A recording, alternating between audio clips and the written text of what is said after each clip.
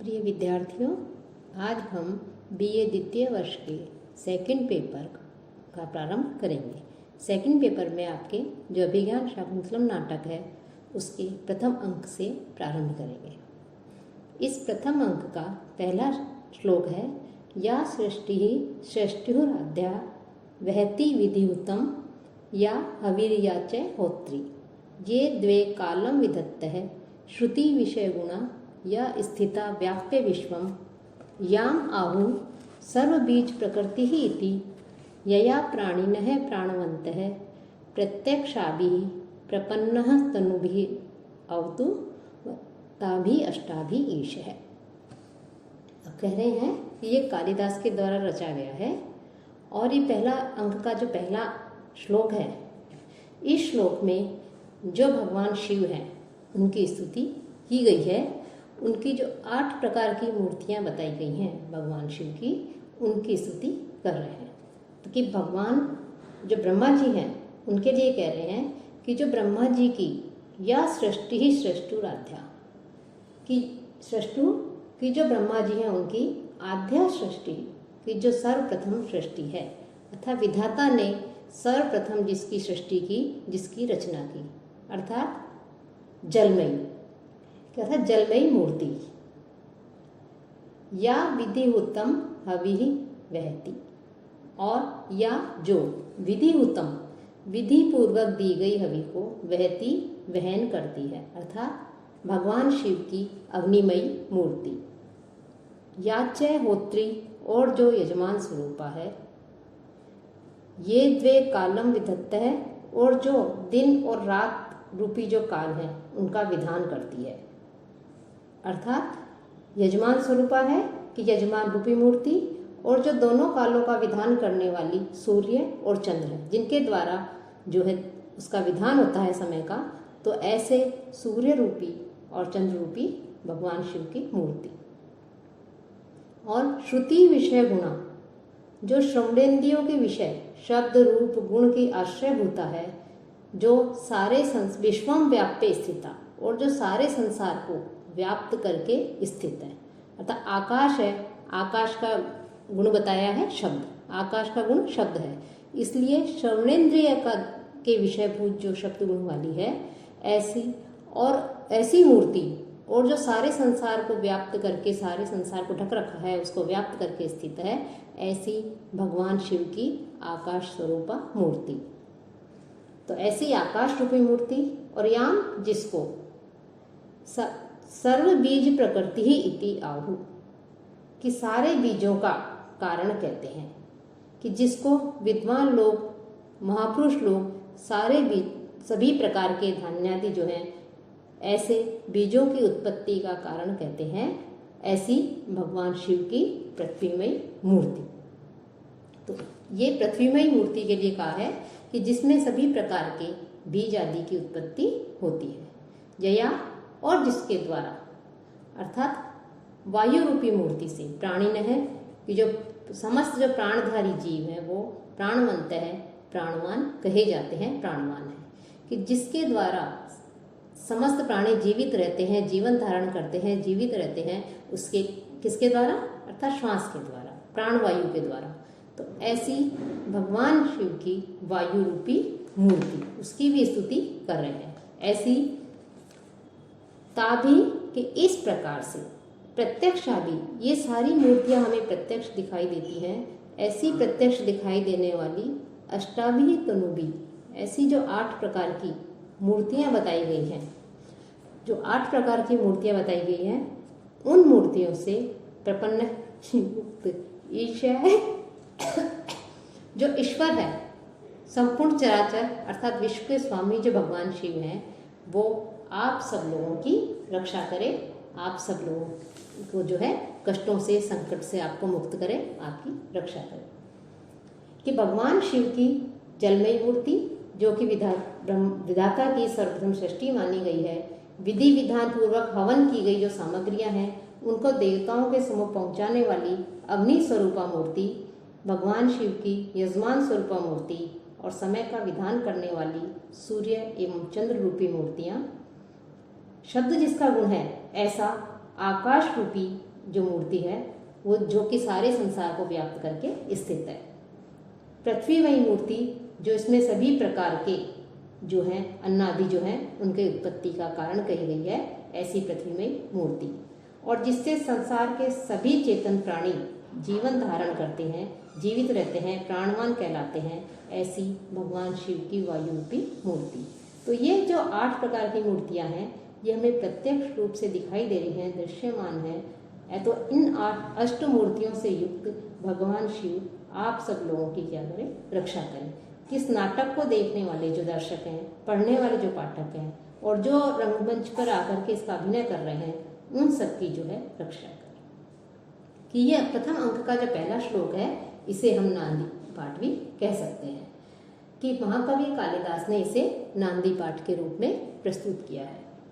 कि नांदी पाठ का अर्थ है नंदंती देवा अत्र इति नांदी, अर्थात जहाँ पर देवता प्रसन्न होते हैं, जिसके द्वारा देवता प्रसन्न होते हैं वो नांदी है। कि अपनी स्तुतियों के द्वारा देवता लोग प्रसन्न होते हैं, इसलिए उसे नांदी कहा जाता है। कि हम जो भी शुभ कार्य करते हैं उस कार्य को करने से पहले हम अपने इष्ट देव की स्तुति करते हैं कि हम इस कार्य को प्रारंभ करने जा रहे हैं तो हमारे इस कार्य में किसी भी प्रकार का कोई विघ्न नहीं आए और निर्विघ्न रूप से हम अपने लक्ष्य तक पहुंच जाएं, हमारा कार्य पूर्ण रूप से संपन्न हो जाए। तो जो कालिदास हैं, कवि हैं, वो भी अपने इस नाटक के अभिज्ञान शाकुंतलम नामक नाटक की रचना कर रहे हैं। तो रचना करते हुए वो कह रहे, वो भी जो है ईश्वर को, अपने इष्ट देव को, शिव को प्रसन्न करने के लिए उनकी स्तुति कर रहे हैं कि उनका नाटक जो है वो निर्विघ्न रूप से समाप्त हो जाए। तो नाटक की निर्विघ्न समाप्ति के लिए सर्वप्रथम जो स्तुति की जाती है उसे नांदी कहते हैं। कि जैसा कि साहित्य दर्पण में भी इसका लक्षण दिया है नांदी का, आर्षि वचन संयुक्ता स्तुति ही यस्मात् प्रयुज्यते देव द्विज नृपादीनाम तस्मात् नांदी की संगीता। कि अर्थात देव द्विज नृप आदि की इसके द्वारा आशीर्वादात युक्त स्तुति की जाती है, इसलिए इसे नांदी कहा जाता है। कि संस्कृत साहित्य में चाहे नाटक हो या और भी ग्रंथ हो, लगभग सभी ग्रंथों का प्रारंभ जो है नांदी श्लोकों से ही किया जाता है, नांदी पाठ से ही किया जाता है। इसे हम मंगलाचरण भी कह सकते हैं। मंगलाचरण प्रायः 3 प्रकार का होता है, आशीर्वादात्मक, नमस्कारात्मक और वस्तु निर्देशात्मक। ये जो कालिदास का जो नाटक है इसकी जो रचना है ये आशीर्वादात्मक है। साथ ही इस काव्य की विशेष, ये जो श्लोक है इसकी विशेषता यह भी है कि यहाँ इसमें संकेत रूप में जो है इस नाटक का जो है कथानक भी बतला दिया गया है।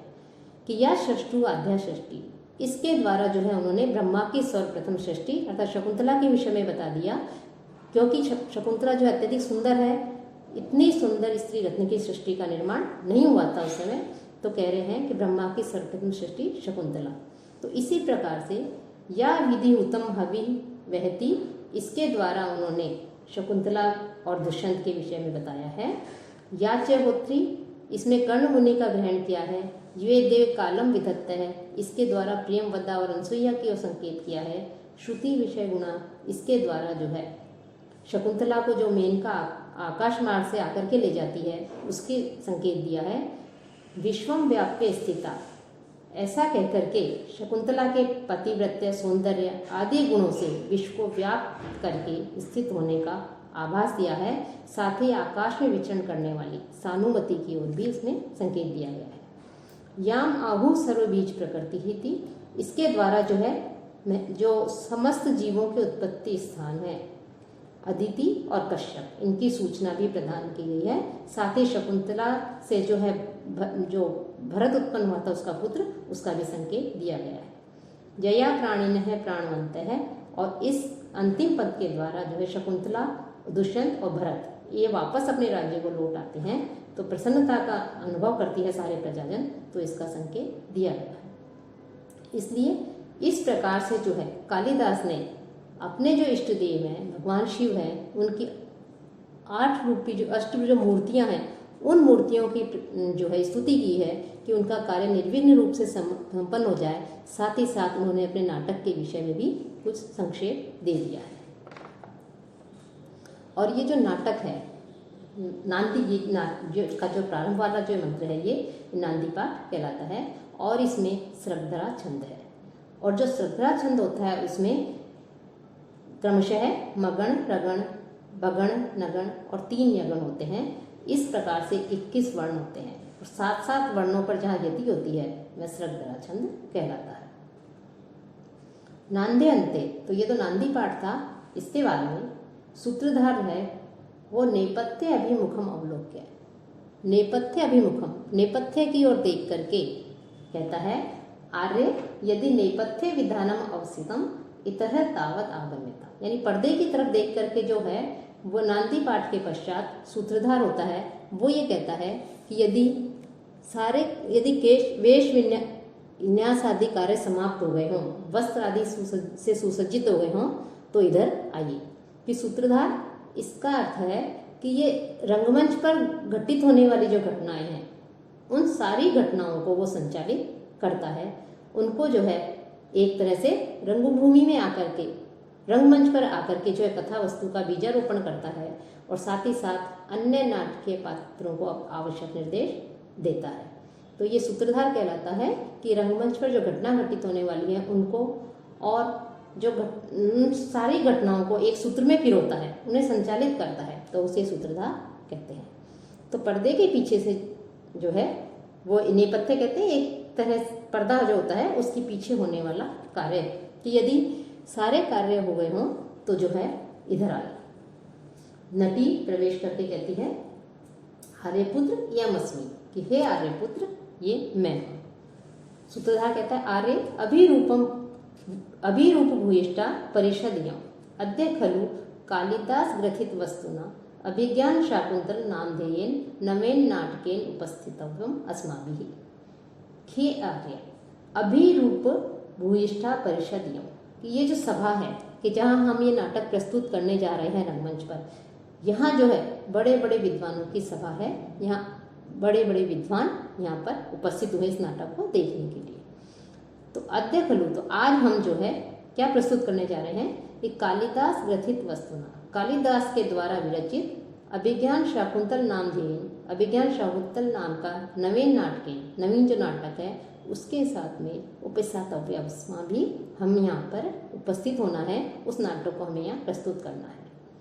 तत्प्रति पात्रम आध्यताम यत्न है, इसलिए प्रत्येक पात्र के ऊपर हमें ध्यान देना है। किस रंग में जो भी पात्र आकर के अपना अभिनय करेंगे उनके ऊपर अधिक ध्यान देने की आवश्यकता है, क्योंकि जो इस नाटक को देखने आए हैं वो सारे विद्वान गण हैं, महापुरुष हैं। नटी कहती है सुविहित प्रयोगतया आर्यस्य न किमपि परिहास्यते, कि हे आर्य, कि जो नाटक का अभिनय होने किस प्रकार से किया जाता है, नाटक को कैसे प्रस्तुत करना है, उसकी पूरी व्यवस्था को जो है कर लिया गया है। इसलिए हमें उपहास का अवसर नहीं मिलेगा कि हमारा यहाँ उपहास नहीं बनाया जाएगा। हमारा नाटक जो है अब पूर्ण रूप से संपन्न होगा और सारे विद्वान लोग भी उस नाटक को देख करके प्रसन्न होंगे। सूत्रधार कहता है कि फिर आर्य कथयामि ते भूतार्थम, कि मैं जो है तुम्हें वास्तव में जो सच बात है, जो सच्चाई है उसके विषय में कहता हूँ कि वस्तुतः क्या है, कि सत्य कहता हूँ। अपरितोषाद विदुषाम न साधु मन्ये प्रयोग विज्ञानम बलवत अपि शिक्षितानाम आत्मन्ये अप्रत्ययम चेत है, कि विदुषाम अपरितोषाद, जब तक विद्वान लोग संतुष्ट नहीं हो जाएं तो उनके विद्वानों के संतुष्ट होने तक प्रयोग विज्ञानम, कि हम जो अपने नाटक का जो अभिनय यहाँ कर रहे हैं, नाटक का अभिनय करेंगे तो उसको जो है साधु न मन्ये, मैं उससे जो है अपने आप को संतुष्ट नहीं मानता हूँ, उसे सफल नहीं मानता हूँ। कि हम यहाँ पर अपना नाटक प्रस्तुत करने आए हैं, तो जब तक विद्वज्जन उस नाटक को देख करके संतुष्ट नहीं हो जाएं तब तक मैं अपने नाटक में किए जाने वाले जो अभिनय है यहाँ पर पात्रों के द्वारा, उसको जो है पूर्णतः सफल नहीं मानता। बलवत अपि शिक्षितानाम, क्योंकि बलवत अपि शिक्षितानाम, भली प्रकार से निपुणता को प्राप्त होने पर भी चेत है, कि जो विद्वान पुरुषों का चित्त, विद्वानों का जो हृदय होता है, चित्त होता है, वो आत्मनि अप्रत्ययम, अपने विषय में सदैव अविश्वासी ही होता है। कि जब नटी ये कहती है कि सूत्रधार को ये कहती है कि यहाँ पर जो है सारे कार्य पूर्ण रूप से सुव्यवस्थित हैं, सभी अभिनय में अपने कुशल हैं, तो हमें हास्य का पात्र नहीं होना पड़ेगा। तब सूत्रधार कहता है कि तुम्हारा कथन सत्य हो, लेकिन जब तक ये विद्वान लोग हैं, दर्शक लोग हैं जो देखने आए हैं, ये हमारे अभिनय को देख करके प्रसन्न नहीं हो जाए, संतुष्ट नहीं हो जाए, तब तक मैं अपने नाटक के अभिनय से वो पूर्णतया सफल नहीं मान सकता। क्योंकि चाहे कितने भी बड़े विद्वान हो, कितना भी पूर्ण शिक्षित लोग हो, वो भी यदि विद्वानों के समक्ष किसी अपनी बात को लेकर के उपस्थित होता है, उनके समक्ष कुछ प्रदर्शन, अपनी कला का प्रदर्शन करता है, तो उसे अंत तक यह संदेह बना ही रहता है कि न जाने कि ये लोग मेरी कला से संतुष्ट होंगे या नहीं होंगे। तो ये सूत्रधार के कहने का तात्पर्य है कि अभिनय जो है वो की कसौटी तो दर्शक होते हैं और उसे देखने वाले विद्वान लोग हैं। यदि विद्वान लोगों को नाटक, वो अभिनय पसंद आता है, वो उसकी प्रशंसा करते हैं, तो वो सफल हो जाता है। अन्यथा जो है उपहास का पात्र भी बनना पड़ता है। तो सूत्रधार भी ये कह रहा है कि अभिनय की कसौटी तो दर्शक हैं, और दर्शक भी विद्वान लोग, यदि ये लोग जब तक प्रसन्न नहीं हो जाएंगे, तब तक मैं भी जो है एक तरह से संतुष्ट नहीं हो